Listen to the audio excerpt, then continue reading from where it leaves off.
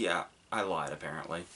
But when I did say that last week, I was under the impression that I was only going to do 2 videos this week, but it appears to be 3 once again, with 2 of these today and tomorrow, and then that Versus on Sunday. So, before we get to Murder on the Orient Express and all of them tomorrow, today I wanted to talk about a few that have been coming out, starting with A Bad Mom's Christmas. Something that, once again, just kind of completely snuck up on me. Because I had... Basically, we had the original movie just during, what was it, the summer of last year. And then it was like maybe a year after that, they had already completed this. And it kind of started with my mom telling me that she was excited for A Bad Mom's Christmas. And I had said, oh yeah, I vaguely heard they were going to make that. And I said, how did you hear about it? And she had seen a TV spot. I had no idea that they had gotten that far along already, and that it was going to be released this year, less than 2 years after the first movie. So, less than a year and a half, really. Uh, so, my immediate thought was, you know what? And because the original Batman was going to be, I feel weird saying the original about a movie that's less than 2 years old, but the first movie was one of those movies that felt like just a lot of improv, whether it was or not. So you see how fast this one came out. It's kind of like, oh well, I wonder if watching the finished product will make it look like it was really, really rushed in production. I wonder. Let's find out. So, I mean, but of course, given the talent involved, I wanted to keep options open. I wasn't just going to go in saying, well, I'll bet this sucks and looks really rushed and all that. Because, obviously, we are expanding, and they've pretty much made the same movie. They just added the moms of the other characters. Because, of course, they would. It's like this and Daddy's Home are, like, following the exact same formulas, like Christmas setting and all. And our mothers in this case are the mother of Mila Kunis, who is Christine Baranski, the mother of Catherine Hahn, who is Susan Sarandon, and the mother of Kristen Bell, who is Cheryl Hines. And I guess the most interesting aspect about this, apart from the casting choices, are the whole idea that while Christine Baranski is obviously very much what Mila Kunis doesn't want to become, and the same goes for Cheryl Hines and Kristen Bell, it turns out Sarandon is actually just a very amplified version of Han's character. So we are going to be doing slightly different things when we cut back and forth between the characters, even though most of the scenes are pretty much just all of them in one place. With a forced story here and there when they feel like they have to be moving something along. And it pretty much goes in the obvious directions from there. As far as the 3 leads from the first movie, kind of keeping up what they were doing before. I don't remember Kunis's character. I mean, obviously the whole setup of the movie was Kunis basically deciding, hey, why don't I be selfish for once? I'm always the one that's giving. And then that selfishness in her character kind of reaches a whole new level here, and that obviously that does end up being the point. And it does, her realizing this is how we get to our resolution, but even so, like, 90% of the movie has happened before she realizes this, and that's the character. That's who we have to deal with. And she certainly does have moments. I particularly like the scene when she, begrudgingly plays Scrooge when they go, door-to-door caroling with the fake nose and all that. She was able to do funny stuff with that. But then there is also Kristen Bell, who, as I have mentioned many times before, I love so much, and I do really like this character she's doing. It's not, like, too different. It's the same kind of, she can be really funny, but she's also kind of weird, but still plays up the kind of innocence in regards to this whole bad setting. One of my particular favorite moments with her was the Santa strippers, and everybody's saying all these dirty things, and they're basically taking advantage of it being an R-rated raunchy comedy, and she's just making these really innocent comments towards them. So I do like that character, but also there is Catherine Hahn, who is obviously got to be the raunchy one. We talked about this with Girls Trip, how there's always the one that tries to be more raunchy than the others and is kind of the driving force of the behavior of the other women. And Han can certainly do this role. She can certainly do it well, and she can certainly get a lot of the jokes out there. The problem lies most in the fact that, regardless of how good Han is, this is a character that's going to grow tiresome eventually.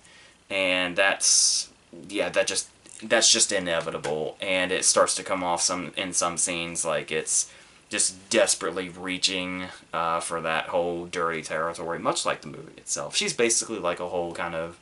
Her character itself is like an allegory for the whole movie, pretty much, especially in that sense. And then going on the other women, Kristen Bransky can pretty much do this in her sleep. There's not really... appealing of an actress as she is. I mean, she played a similar character in The Ref, she played a similar character in The Birdcage, she played a similar character in The fucking Grinch.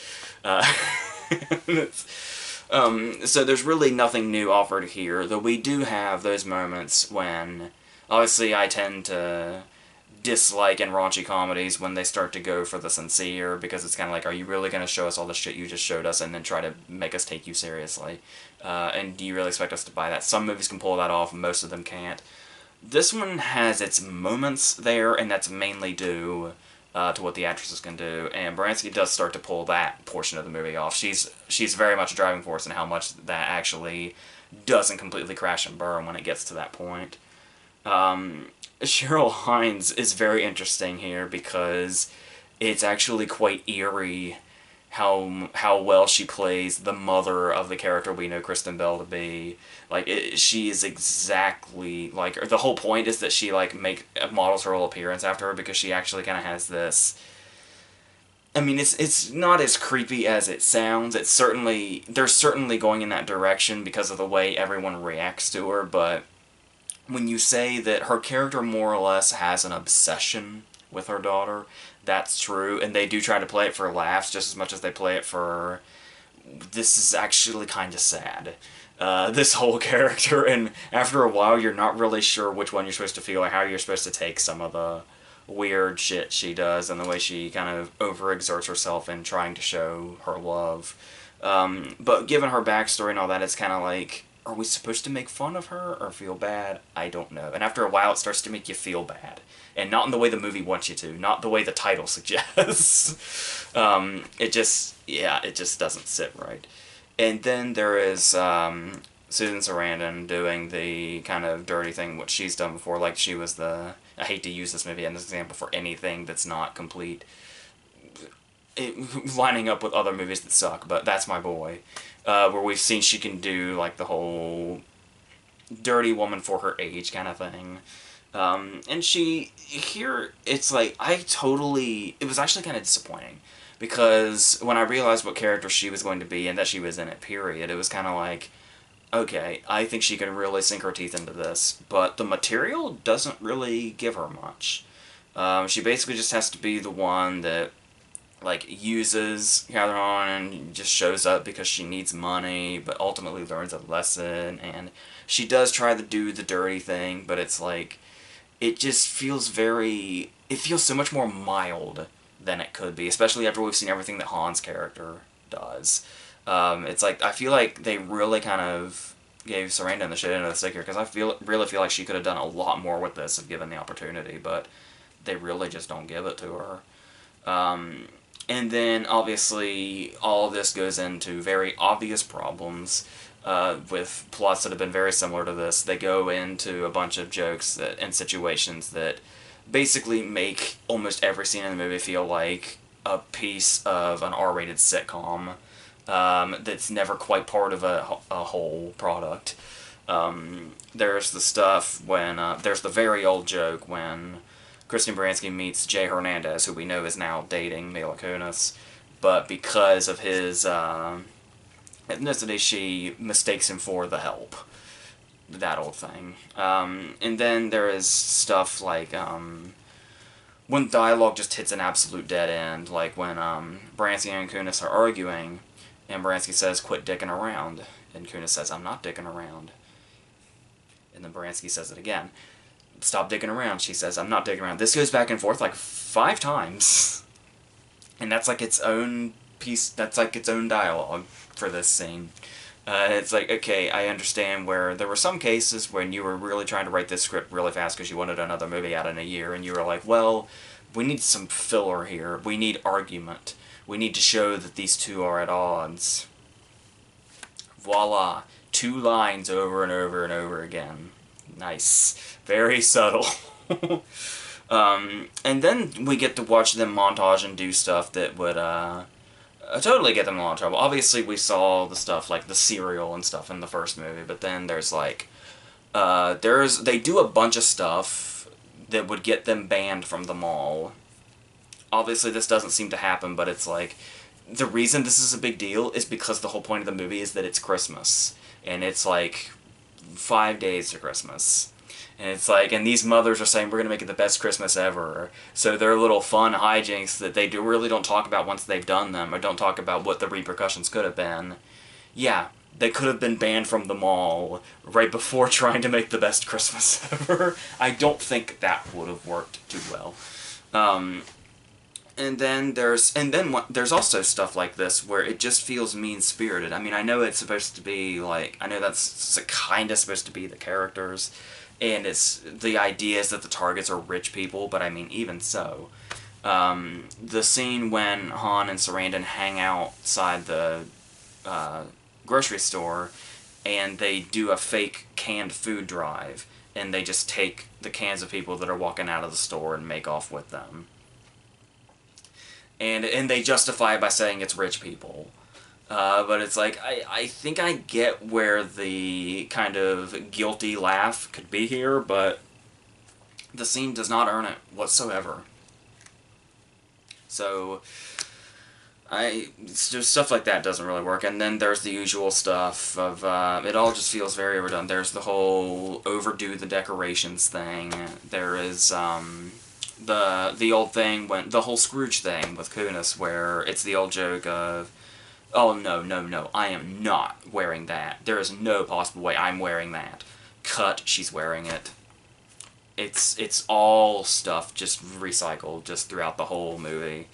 And even you think movies like this, especially comedies, they're supposed to be like these really big comedic set pieces. But the thing about it is that usually in the best comedies, these are memorable. Like, you can say, oh my god, this scene, and then oh my god, this scene. Or maybe at the very least, there's one big standout scene. But these movies don't have that. The one in the first one probably is, the one I remember the most is when they had Kristen Bell in the hood, in the mirror. But here, we don't really have that. There is a dodgeball scene where the daughters play with the mothers, and it's like maybe this is their big centerpiece comedy scene, so it's like you think back to stuff like the dodgeball scene in Billy Madison, where they take the idea of dodgeball, but they obviously overdo it, because he's a grown man and they're kids. There's a joke there, and he's very, very aggressive about it.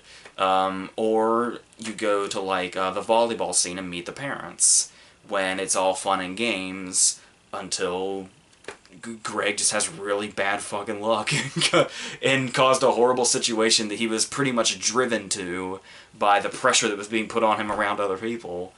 And the scene just kind of built to stuff like that. I even say the paintball scene in This Means War, when Hardy got way overzealous and really went all into it.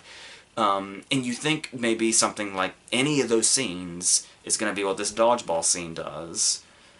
But no, it's a dodgeball scene, and then it moves on, and there's nothing particularly memorable that happens.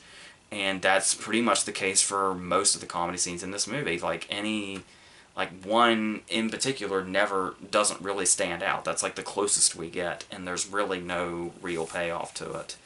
So it just kind of feels like a dead end for the most of it. And like I said, after a while, like most of these movies, the whole dirtiness of it just starts to get really, really forced, and it really feels like they're trying their absolute hardest to get there, but obviously the best dirty comedies are kind of like, they don't feel like they're trying to do that stuff. They just do it because that's how the characters would do it.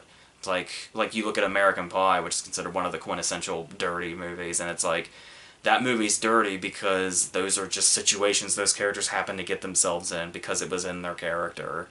And here, it's like, you can maybe buy that with Han. Like, I guess, her waxing the dude's balls is a scene where it's like, okay, it's a pretty dirty scene, and I can totally see this character getting herself in that position, quite literally. So, but for the most part, it just doesn't, no, it's just not, you're hitting the bell, but there's no sound. But the actresses are doing their absolute best, you can tell. Most of them, like I said, a lot of the time, though, I think you can just go on, the fact, like, Sarandon, where the material fails them, to where it's like, you can tell their game, and they could totally do more, but they're just working with what you gave them, which isn't much. So, yeah, that kind of sums up the movie, but I do love Kristen Bell. I can't stop saying that ever. Speaking of actresses I love, let's go to our next movie, which is Home Again. The movie by Nancy Meyers' youngest daughter. For the longest time, I thought this was a Nancy Meyers movie, but, you know, they just plastered her name all over it so that to get your eyes towards it, and then it's like, no, it's actually her daughter. And it looks like a Nancy Meyers movie. The only way you can absolutely tell it's not is the runtime. This movie is like a half hour shorter than Nancy Meyers movies, because Nancy Meyers movies are so fucking long. But this one's like about an hour 40, which by Nancy Meyers standards is very short. And we have Reese Witherspoon, one of my favorite actresses in the entire world, doing this whole just recently divorced, feels like she's at a dead end, can hardly get her career off the ground, just lonely and miserable and depressed, until the young, good-looking guy comes into her life and she makes decisions that may not be the best, but she's at this point in her life where she's like, I'm just gonna go for whatever feels good at this particular moment, consequences be damned, even though they will, in fact, come back to bite me. But there's also something else going on here, and that's the fact that the dude, I think most people realize the plot is basically that, to make a very long story short, these three younger guys end up living with her, staying in her house, and she is sleeping with one of them. And these three dudes have their own subplot going on when they're trying to get an independent movie made, with like a legit studio. And it just so happens that Reese, we learn in this opening credits montage, is the daughter of a very famous director, which is really funny because the intro builds him up like he's a Kubrick type, but then when we actually see his movies, he makes like what looks like the fucking Beach Party movies. So I don't know what kind of director this guy's supposed to be, but anyway, apparently he's a big deal. Apparently he won an Oscar because they just got one laying around. I wonder if that's actually Reese's they used in the movie. I kind of hope it is. Kind of like they did that with Kevin Kline in In-N-Out. When Matt Dillon whips out the Oscar, it's actually Kevin Kline's real one. To combat this love affair with Reese that I have, we have another actor in this movie. The younger brother of the guy she's sleeping with. And that is Nat Wolff. And anybody who knows me knows that Nat Wolff is the bane of my existence. So it was really interesting to see how those two things would combat in this movie because, and I don't just say that because I think he's a dreadful actor and I don't like his presence, I don't really like anything about him, but he seems to be a kiss of death. Because it's not even just that. It's not even just any of that stuff I mentioned. It's the fact that every movie he's been in, to one degree or another, in my opinion, is bad. Whether it's a supporting role like The Fault in Our Stars or Palo Alto, his character is a lot of the reason Palo Alto didn't work for me. Or he's the lead, like one of the worst movies ever, Behaving Badly, or Paper Towns. He was just the lead in a James Franco movie recently, In Dubious Battle. And it's like based on a classic novel and has this whole classic feel to it, and you got this fuck as the lead. And in the whole movie, everything crumbles around him. The way I explained it to somebody the other day who completely agreed with me was, if Nat Wolff had been an extra in Network, that movie would have crashed and burned somehow. It would have found a way. And so I was like, okay, how's this going to work? You've got Reese Witherspoon, who can do no wrong in my eyes, and you've got Nat Wolff as well. What direction is this movie going to go? And just as predicted, it's right about in the middle. But a lot of it has to do with the focus of the plot. It's not just that I would have liked it better if there was more focus on Witherspoon. It's the fact that the entire subplot with the three guys is certainly not up to what the rest of the movie is doing. Not that the just Witherspoon stuff works either, because it's the same cliche stuff. It's like, when you watch a Nancy Meyers movie, it comes off very, oh, some other chick flick thing. But the way she handles her movies, and especially the characters, whenever you watch a Nancy Meyers movie, you know you're seeing something you've seen before, but there's still a freshness. There's just kind of a freshness to it. It's something that just really comes through in her writing and the way she handles her stories. And her daughter has not quite picked that up, because I could see the Witherspoon portion of this movie being a Nancy Meyers movie that does work. But here it just feels very, very bland and very not doing anything to be any kind of fresh whatsoever. It feels stale and like every kind of movie like that we've seen before, without striving to say, here's what you know, and now I'm going to do this with it and make it better. It just stops at the, here's what you've seen before, my work here is done. But that's the portion of the movie I didn't mind. Because Witherspoon is so effortlessly charming and could make pretty much any movie just appealing just by her presence alone. She can pull that off. Because she's in so many shitty romantic comedies that are tolerable because she has such a presence about her that just makes anything likable. But then you have these three guys, and you have... There's really nothing... He's one of those cases where you can tell they're supposed to be charming, but you're watching the movie and you're like, but why? Because it's like, they don't give Witherspoon much to work with, but just her presence alone, you can say, well, I get why the characters are all falling for her. But you look at them and you're like, I don't understand why they're charming. They have very surface level personalities and traits. And there's hardly anything to them except what the plot is. Yeah, he's driven to want to make a movie, and yeah, he apparently wants to bang her. And that's all there is to him. That's it. But we're supposed to be... There's one scene where he, like, tries to emote. Like, it's almost like he's gonna cry or something. But it just feels so, like... The emotion's just not there, because these guys just do not have that in them. And then there's the other guy. Okay, get this. Are you ready? After everything I just said, Nat Wolff's not the worst actor in this movie. It's insane. I know, I was not expecting that. No, it's this other guy. It's not the guy she's sleeping with, and it's not Nat Wolff. It's that third guy, whose name I don't remember. And he's the... I think as far as the character's concerned, he's the writer. So, like the dude she's banging is the director, Nat Wolff's the actor, he's the writer. And he's the one that, like, befriends the daughter and all that. He also starts to have feelings for Witherspoon and all that. But the thing is you watch this guy and you listen to him. You just listen to his voice and you're like, what in the hell are these line deliveries? And it's like, usually you say, I feel like this guy's from a different movie. I feel like this guy was from a different fucking planet. I don't... and it's... The way he reads his lines, it's like... Not only does it feel like he's just reading from the script, it feels like he's reading from the script, but he also just learned to read. That's the way the lines come out of his mouth. It's weird. And his voice is like Charlie Day congested.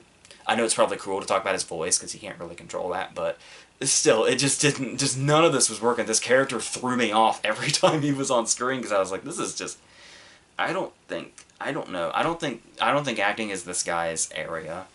Maybe he did something, like, really fantastic I haven't seen yet, and this is just kind of, like, maybe an off performance or something for him, but based on this alone, it was it was incredible to watch in all the wrong ways. The kids also, like, usually, we've actually been on a good kick here lately where child actors aren't as bad as they've been in the past, but, the children here feel very unnatural. Like, I know you kind of cut them a break because they're, like, really young. This might be, like, their first movie or something, but it's, just the kids felt really unnatural the way they would just factor into this, and, like I said, the line readings and all that, just, a lot of that wasn't working. And then, like I said, the movie really goes down when, it's almost like Witherspoon's character becomes secondary, and it becomes, like, all about these guys making their damn movie. And there's obviously the conflict between the two of them, to where it's like, they're obviously just sleeping around, but this has all kind of happened quite suddenly. They only did because they met at a bar. Like, is she so aware of that she can't even say that to Michael Sheen? He's like, well, how did you meet them? And she's like, it doesn't matter. Because she knows what it sounds like when you say, I met these dudes at a bar, and we were just making out until he puked the first night. But we're banging now, and everything's great. But then suddenly, it's like a love thing, like, he doesn't pay attention to her at a party or something, and she feels snubbed, she feels, like, stood up. And becomes this thing, and it's the whole, well, okay, I thought this was supposed to be a fun thing, but now you're doing the whole, yes, we've been down this road a billion times before. And it's like, really, I thought this was strictly physical. Was it supposed to be a love thing? This is news to me, and apparently news to the characters, and it just really feels like, I know, like, that can be a real-life thing here, but I mean, in this particular case, the way it's presented feels very much like a forced movie conflict and nothing else. Nothing real about this whatsoever. And there is something to, we got a couple of side characters here. Obviously, Michael Sheen, who's always great, no matter what. See Twilight, of all things. He can pretty much make anything work. And it is kind of fun to see. I mean, even though it's really played out and the movie doesn't do a whole lot with it, it is just kind of fun in general to see, like, distinguished, gentlemanly Michael Sheen playing, like, alpha male games with these guys, and, like, doing the whole competitive thing. But then there's, like, there's the awful Lake Bell, who I've made my opinion on as well recently, over the years, and, okay, it's Lake Bell playing a character named Zoe Bell. I don't know what's weirder, that Bell is playing a character named Bell, or that she's playing somebody named Zoe Bell. You know, the stunt woman slash actress that's in the Tarantino movies. I don't know, that was just weird. And shock surprise, she's not all that good in it. She's basically doing the Baranski part.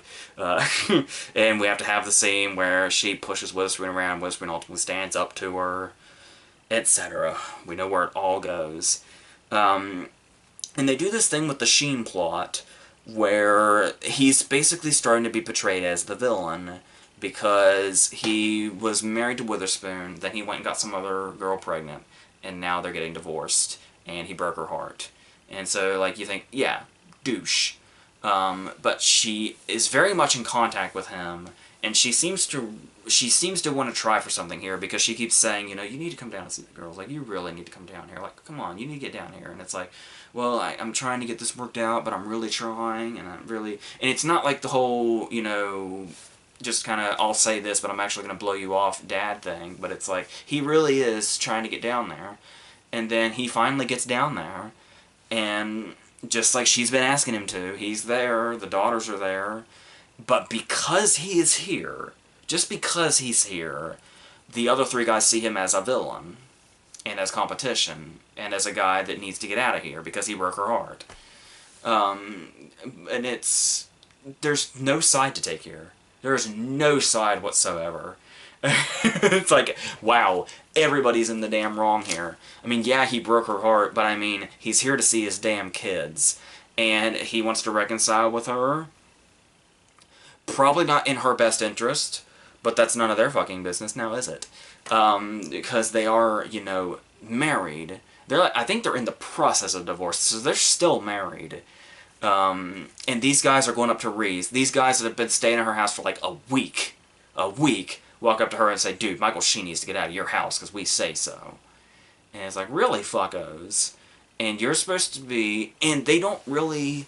And yeah, it's like, the writing really doesn't take a side here. I guess the side to take is hers. But it takes a while to get to that, and the problem with that is that we get to a point to where we reach a conclusion, and you're like, okay, this is the conclusion they probably needed to reach, but at the same time, it's like, the movie, when the movie ends, it should leave you satisfied. But when this movie ends, on the note that it does, and it looks like it's supposed to be satisfying, after watching all these characters play out in the story, in the back of your head, you're saying, I just have a feeling all these characters are going to make the same mistakes again. I have a strong feeling that's exactly what's going to happen as soon as the credits start rolling. These motherfuckers will make all the same mistakes all over again and live in misery. And that's not how you want to leave a movie like this. This is supposed to be a feel-good movie. See any Nancy Meyers movie. But it just doesn't... That's just not how it plays off.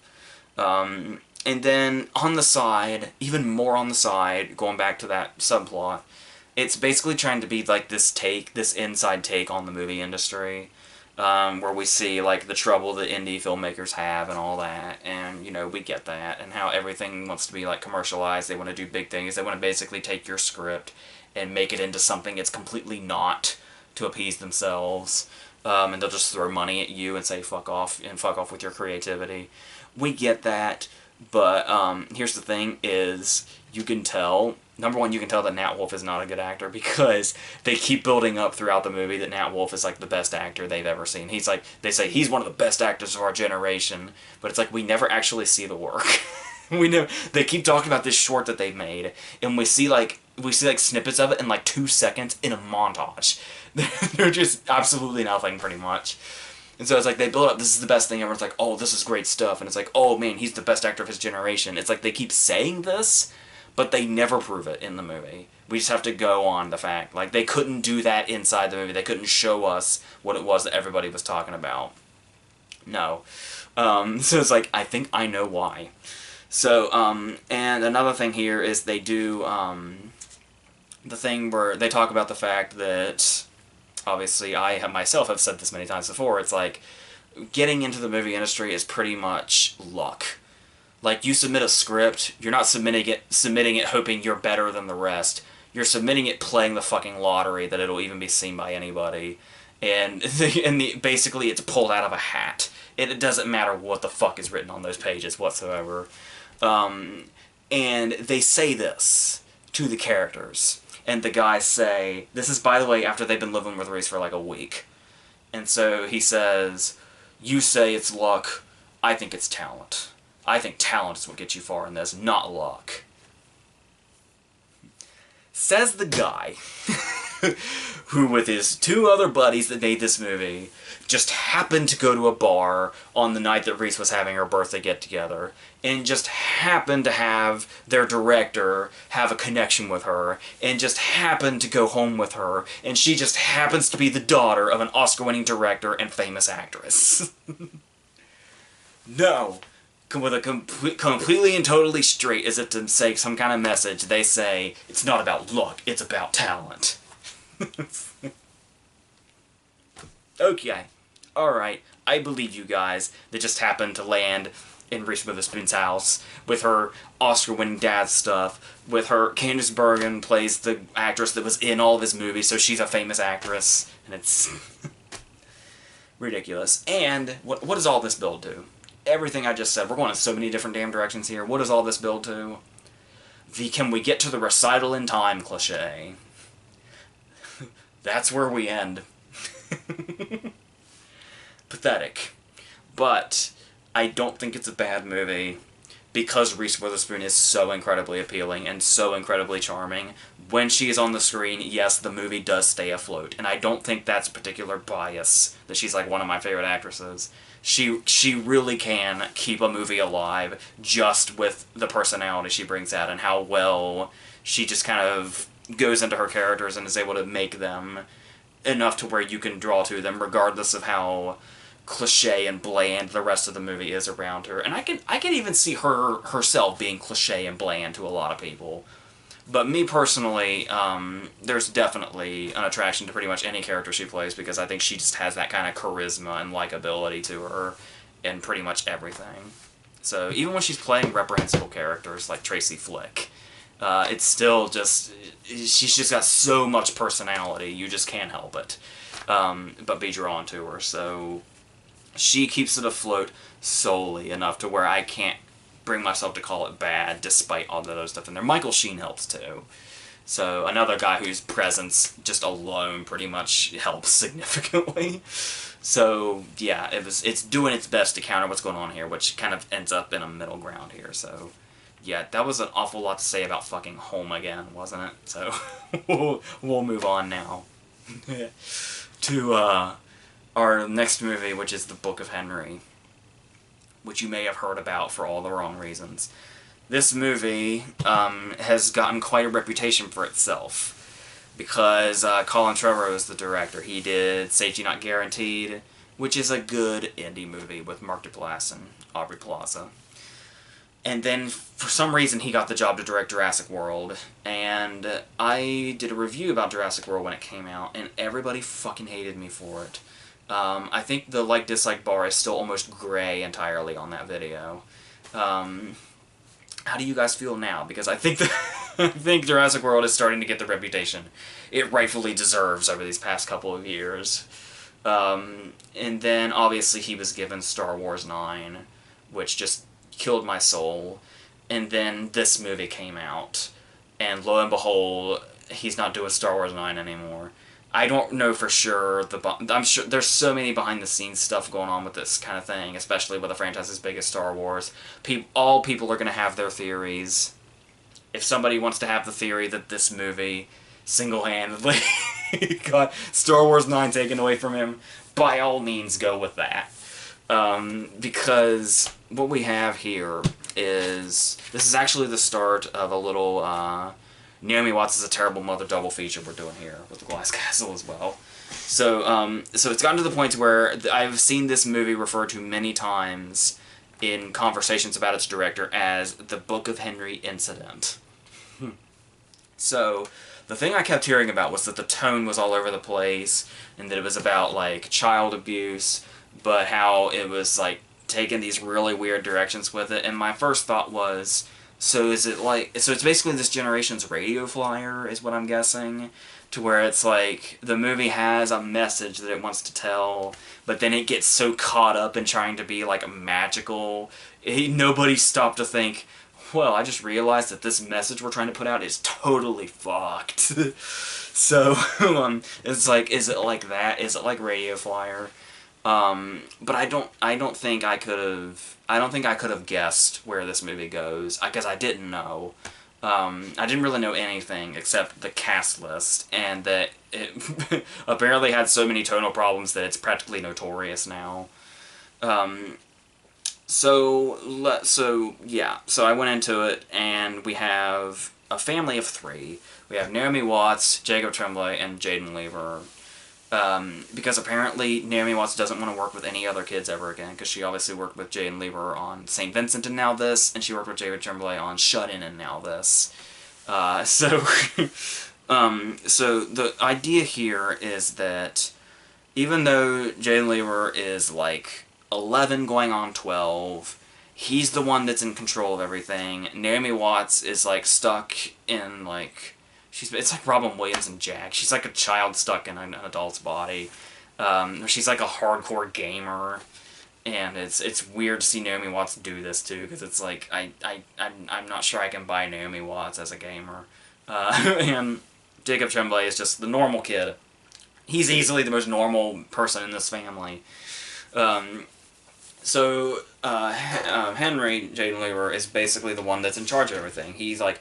He sits at the table while she plays video games, and he, like, writes on stuff, and he's on an Apple computer, and he keeps talking about financial statements and financial documents, and he doesn't, like, get any more specific than that. It's just like, this financial statement, and it's like, we have to make him sound like a genius, so let's do that. And that's basically what he is. He's basically supposed to be like a child genius. He has, like, the Pee Wee Herman machinery there, the Rube Goldberg stuff, all in his room, and he has this whole thing set up, and this is basically, like, I'll just tell you now, if it matters to you. In order to talk about this movie, we're probably gonna have to go into spoilers. But the thing is with the plot of the movie, I don't really know what's a spoiler and what isn't because I don't know how it's being advertised. But just for safety's sake, we'll say spoiler territory throughout this. So this goes on for a long time, but then eventually Henry starts to realize that the girl next door is being abused by her stepfather, who is Dean Norris. You might remember as Hank from Breaking Bad. And we don't really know for sure what's going on. We don't know if it's like sexual abuse or if he's beating the shit out of her or what's going on, because it's like he's coming into the room and then it cuts away and thriller music plays while people look shocked. But it seems a bit unclear. I mean, she's got like bruises. Okay, Watts alludes to it later that she's probably getting the shit beat out because she's talking about bruises and stuff. But they really, I mean, the looks on their faces make it look like she's being stabbed to death when they're watching it. Not that any of the stuff he's doing would be not bad, but I mean, it's like it's really hard to tell based on the reaction of the characters because that's all we really go on. It plays up like when he first sees her. It's like the movie's like, oh, it's kind of like, remember The Mighty with which Culkin was that? Kieran Culkin, when he was like the crippled kid and had Sharon Stone, and it's like for a while it kind of feels like that mixed with Henry also kind of feels like Thomas Horn in Extremely Loud and Incredibly Close, and so we're getting that kind of movie for a while, and then suddenly it's like he was thrust into Disturbia, and it's just out of nowhere. And then it's like they kind of try to ignore that for a while. And then they these scenes that look like they're supposed to be some reverse Twilight scenes or something where she like looks pale and she's sitting by the window and he just stares at her. And we don't really know what's going on for a while. While Naomi Watts continues to be childlike and they continue their brotherly relationship. But then, lo and behold, he starts having really, really bad headaches, and there's like a high-pitched sound on the soundtrack, so you know that he's probably got a brain tumor or something. Sure enough, Dr. Lee Pace comes in. Lo and behold, he's got a brain tumor, and he's gonna die. And then we get to play up the drama for a while. It turns into like the hospital scenes from Miracles from Heaven, or like any kid with cancer movie ever. My Sister's Keeper, any of that stuff. And then we go into all that stuff, and it's like, then it turns into the movie that just so desperately wants to make you cry. It is so fucking shameless. And it's like, I commend the actors for what they're doing. Like, Watts is giving her all here, but it's like, the material's so embarrassing, she can't help. She can't help it. She's trying to make it maybe be better, but this material is beyond saving. And it's like you can see every single wheel turning, from the music to the way the scenes are to with his dying breath, he's scrambling to the window and just wants to see the sky. I just have to see the sky, Mom, and then he literally fucking dies in her arms. I should not be fucking laughing. It's this movie's fault. And the thing is, and like I said, the problem is that you can see every single wheel turning. There's the whole thing about it being manipulative, but then there's the obvious thing that it's a movie's job to be manipulative. It's just a matter of whether or not it's good at it. And this is one of those movies to where it's not the good kind, to where the best manipulation is the kind you can't see. And this movie, you can see it from the fucking get-go, and it only gets worse and more fucking shameless. And this is just the halfway point, okay? Like, it stops being what might as well be a kid with cancer movie halfway through, because we got a whole other thing we gotta do here now. Okay, so now it turns basically into... Stay with me here, because this is... this is the kind of movie we're dealing with. Are you ready? The movie now, from the halfway point, we've already had, like... We've had, like, The Mighty, we've had Disturbia, and we've had fucking any kid with cancer movie all in the same place. And it's the first half. Now the second half is P.S. I Love You meets The Long Kiss Goodnight. Tell me you're not a little confused if you haven't seen this movie or you don't know what's going on. Like, you haven't heard anything about it yet. Yeah. So... Yes, so basically what happens here is now Henry has left behind recordings to guide Naomi Watts to he basically did a whole investigation here, and he realizes there's no way to stop Dean Norris from abusing the girl next door, except to kill him, because he's got so many ties. And he's like a cop or something, and he's got a brother that's high up on, like, the child services thing. And so this makes him absolutely unstoppable. The only other option is to murder him. So, through tapes, Naomi Watts' 11-year-old dead son trains her to be Gina Davis in The Long Kiss Goodnight. A full-blown, leather-wearing assassin. With a big-ass rifle. And this is where it goes. And we have these moments where it's intercut, or climax is intercut with a children's talent show. Because she has to drop Tremblay off to the talent show, and then go murder Dean Norris like a fucking assassin, and then get back before he's on stage to perform. And this is all played up like a thriller. There's no comedic thing here. There's no black comedy, Grosse Point Blank type thing going on here. This is totally and completely straight. And so we have her leaving the talent show, and then we have, it's intercut with this dorky kid rapping on stage for the talent show. And then we cut back. She's getting the gun loaded. She's going to Dean Norris's house. She's running through the woods. She's getting ready. She's up for a headshot. Cut back. Thriller music still playing. A kid is burping the alphabet after drinking a can of Mountain Dew. Cut back to Naomi Watts getting ready to blow Dean Norris's head off. All of this from beginning to end has been set to very serious thriller music. How does one register this?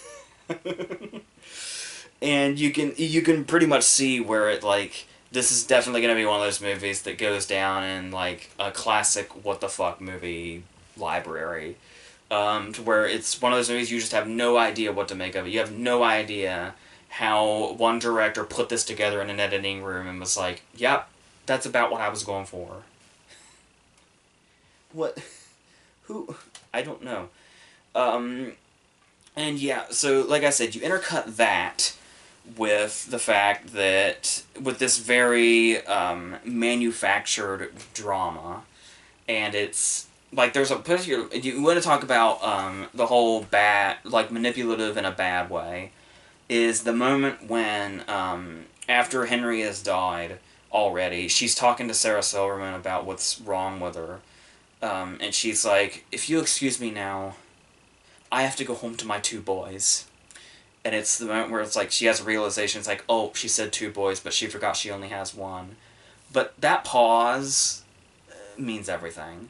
This is not a character forgetting that one of her kids is dead and just speaking habitually and saying, if you'll excuse me, I have 2 boys at home. Oh shit, did I just say that? No, this is a woman that stops and thinks and then says, I have 2 boys at home. And this is supposed to make us feel sad for her. Because we're supposed to think, oh, she didn't mean to say that.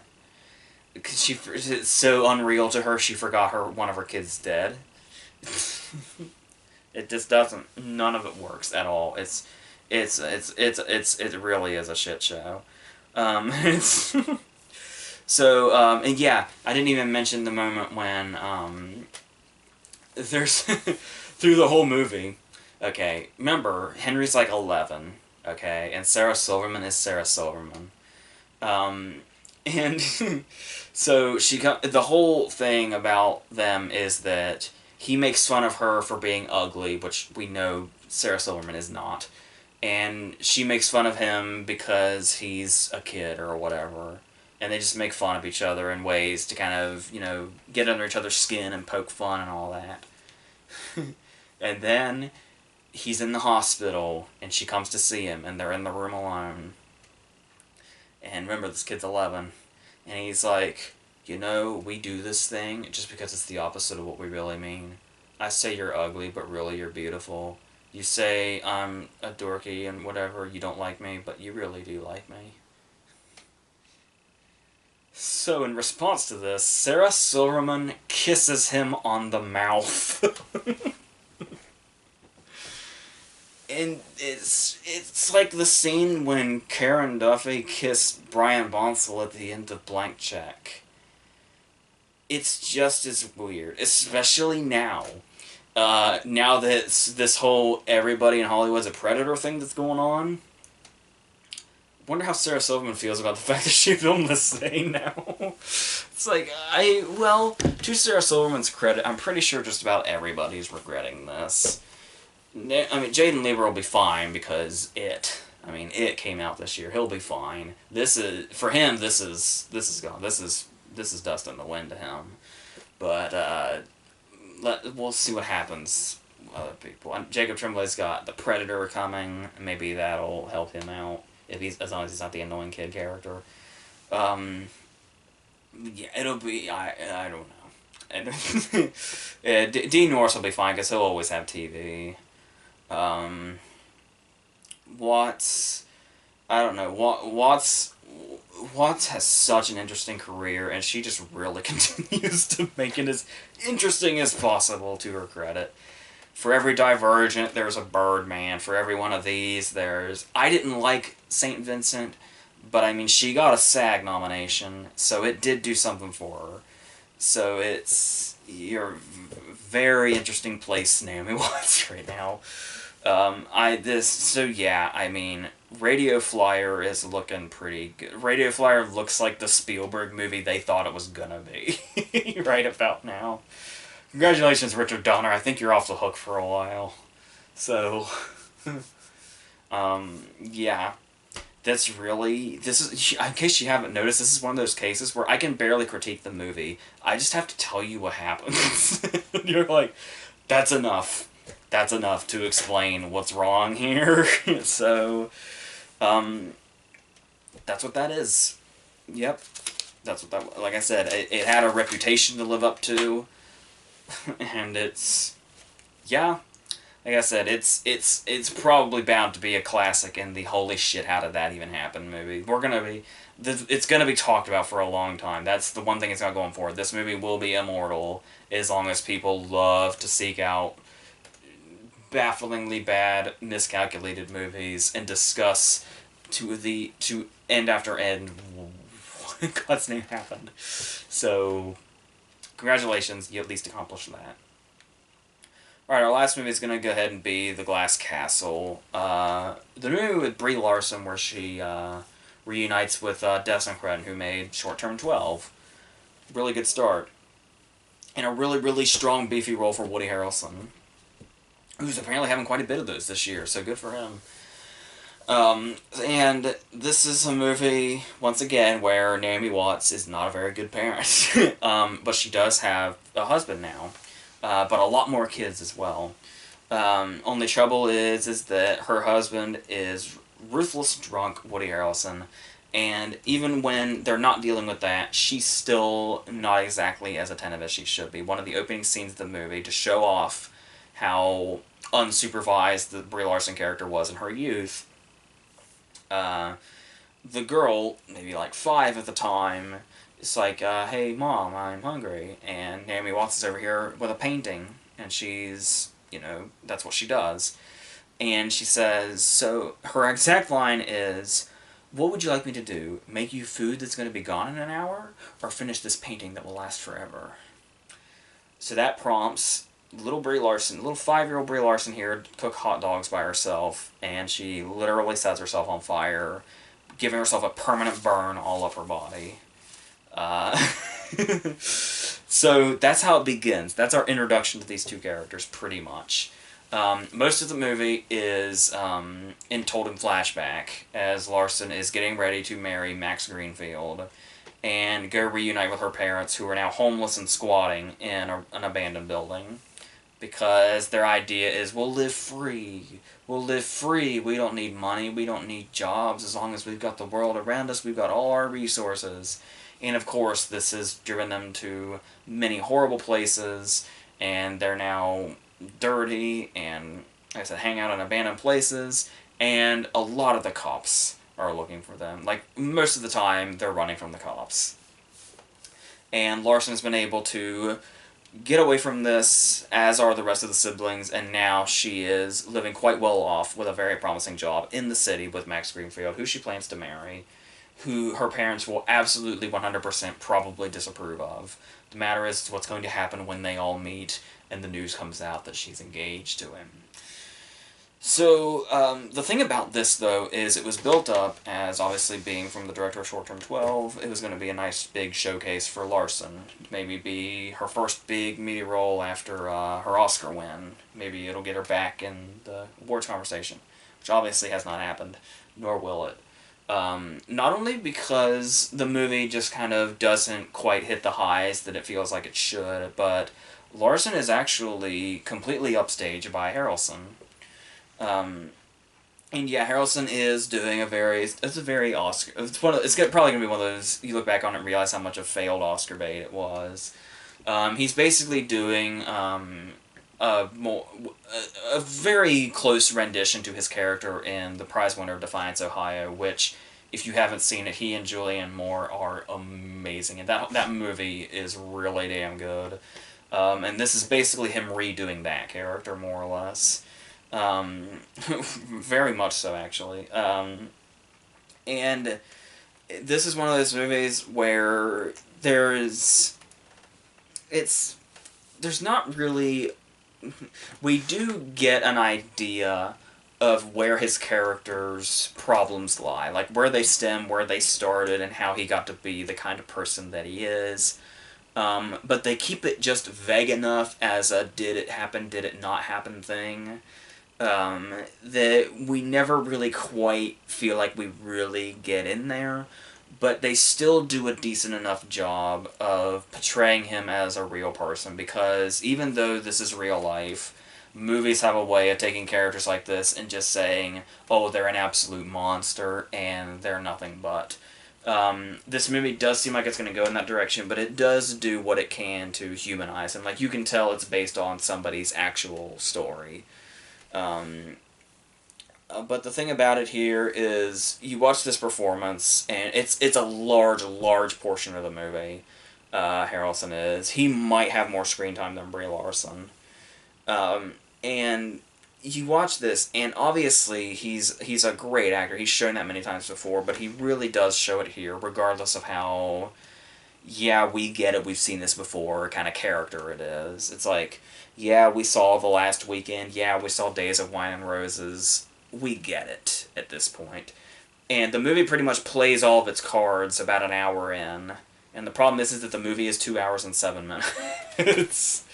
So it's got a long time to go when we realize we know exactly what this movie is. And we know the directions it goes, and where it's probably going to go. But it's just a matter of, can the actors make it work? And yeah, that's a large portion of the movie, is them bringing these characters to life and making them feel like real people, and not just the tortured girl, or the tortured daughter, the tortured kids, and the drunk monster of a dad, and the oblivious mother, Naomi Watts. They all do feel like real people. And there are certainly strong scenes that go with this. Like, we're talking about the real people thing. There is, like, when you look at Watts' character, it's one of those cases of she's always kind of there, and she always stays with him, and she shows no signs of leaving, no matter how much the kids beg her. And it's like, Watts does play it just right, to where it's like, you can see her as half somebody who stays because she loves him, and half somebody that stays because she's a victim under his control. And she's frustrating to watch because of that, but that's the way people in real life like that are, to where they know what they're going to do, and they're going to stick to it, even though they know how wrong it is and how much they can better their lives by making one crucial decision, but they don't do it. It is a very real thing. So the frustration you feel with her is not necessarily that it's a bad character or a poorly written one. It's the frustration that we know her character will not do what she needs to do, which gives it that real feel that actually makes it work. And then you watch scenes like, and the same thing with the Larson as a child, when there's a very good scene here where I mean, it's classic, you know, drunk dad going overboard scene, but it's the way the scene is done when she's in the pool and she can't swim, so she's on the wall, and he gets pissed off that she's not trying to swim, so he goes out there and he says, you know, you're okay. He holds her and everything's great. She's on his shoulders. It's a very father-daughter moment, and it's actually quite nice. And then he just throws her into the deep end and forces her to work her way back up. And he keeps doing this over and over again, almost drowning her. And every time she goes under, we go under with her. And when we come back up, more onlookers have gathered. And like each time she comes back up, more and more people are watching this happen in shock. And it's a really well done scene, and you can really feel that it actually feels like you're watching something happen in real life in public. That's like, we need to do something about this, but nobody wants to make the first move because we don't know how unhinged this guy is or what's going on, and it becomes really intense. But then we watch scenes like this happen, and the same thing with Watts. She always ends up, you know, for every bad scene like that, there's a scene where they have a good scene together, which ends up basically becoming the whole arc of their characters. When push comes to shove and we're reaching the end, she remembers, you know, all the shitty shit, but then there was also the good shit, and it's like, there is always kind of that self-debate with people like this, where you could have your own opinion from a distance, but it's always going to be that person's decision, where it's like, how do you approach this person that half just gave you quite possibly the worst childhood you possibly could have had, but you also have those memories you're going to remember forever that are positive, where he taught you something and he gave you a memorable experience, and you actually did have those nice father-daughter moments. Like, there's all the moments we saw where he was absolutely horrible, and then the last scene of the movie is them reminiscing about the good things he did and said. And it's like, it really just depends on the person. And so it really does feel like this movie's coming from a personal place, which is definitely good, and something it really needed to accomplish, to not crash and burn and just make it seem like, wow, I just don't like any of these people. They're all making the wrong decisions, and I don't know why they stick by him. And it's like, he does monstrous things and horrible things, but the characters are made real enough to where because you've known enough real-life people like this, you understand, whether you agree with it or not, you understand why they stick by him. And like I said, the same thing with her, to where it's like, one minute, the pool scene's happening, then the next, it's like, they're getting ready to leave, and Harrelson says, I'm not going to leave, I'm going to lay here, you guys leave. And Watts refuses to leave without him, so it's little Brie Larson that goes in and talks him out. And it's like, she's showing, like, and it's the thing, too, is the thing that makes her, she has to be loyal to him and the rest of the family, and a lot of the time, that's two different things. So it's like, when she goes and she gets him and brings him out to the car, it's like, she's half showing a loyalty to him and half showing a loyalty to the entire family. And there's even the moments when, the moment when we meet Harrelson's mom and we start to realize why he is the way he is, probably. Once again, they keep it vague enough to where there's never an exact did that or did that not happen thing, but it's like, we get the idea that his mother is the reason that he is the way that he is. And then there's that moment when she is berating Harrelson at the dinner table, and then she smacks the little brother over the head, and she stands up and she says, "Don't hit my little brother, you stupid cow," or something like that. And it's like, because she was just berating Harrelson, she's screaming at her and calling her a stupid cow or whatever for hitting her little brother, but we know it's also in defense of Harrelson too. And even though he snaps at her for disrespecting her grandmother, it's like, we get where all this is coming from. So it really does work as a character piece. It's just a matter of, does the movie succeed in making it feel like it's anything more than what we've seen before? Because this stuff obviously has also been done well. Like, this is certainly not a first, and it's like, We've had a lot better, much more. Yeah, there have certainly been better versions of this that don't feel like we're just treading the same territory. While the characters really work here and the performances definitely work here, there's still that lingering thing of it still just kind of feels like the same old thing, even if it is somebody's actual own story. And another thing that stands out is just the fact that the Max Greenfield's character. I don't know if I feel like it's probably him. Like I've certainly praised Max Greenfield in the past. I think he's really got a great charisma. He's really funny and he's all that. But here it's just that he feels out of place. Like it's not that he's bad or anything. It's just anytime he's in the movie, it just feels like he's in the wrong movie or something. It feels really out of place and weird. And then there is stuff like there's stuff that doesn't quite hit the way it should. Like there is a scene where we realize that there's opening narration, but then later in the movie we realize that the opening narration is dialogue in another scene. And it's like, oh, that seemed kind of. Could you not have maybe just had silence in the opening scene or something, or not necessarily replayed it or whatever? But yeah, and then there's sometimes where it just kind of feels tonally confusing, and we're not quite sure how we're supposed to take it. Maybe that's the idea, but it didn't really hit, I feel, in the way it was supposed to, probably. Like, the moment it's a really good shot, when Harrelson is throwing a fit, and he and Naomi Watts are fighting, and it's getting really bad.